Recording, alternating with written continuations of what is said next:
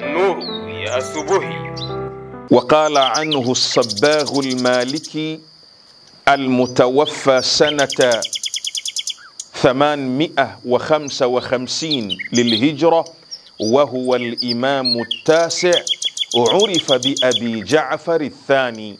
Mmoja katika mabwana wakubwa katika ulimwengu wa Kiislamu, Ibn Sabbagh, ambaye alikuwa ni msuni katika madhhab ya al-Imamu Malik, kwenye kitabu kinachoitwa Al-Fusulul Muhimma ukurasa wa 251 anamzungumza al-Imamu al-Jawad, ambaye ni imamu wa 9 katika ule mlolongo wa maimamu wa Ahlul Bait alayhimussalam, ambao ndio wanaofuatwa ni Mashia, na ambao Mtume Muhammad sallallahu alayhi wa alihi wasallama ametaka tuuchukue Uislamu kupitia kwa mabwana hao.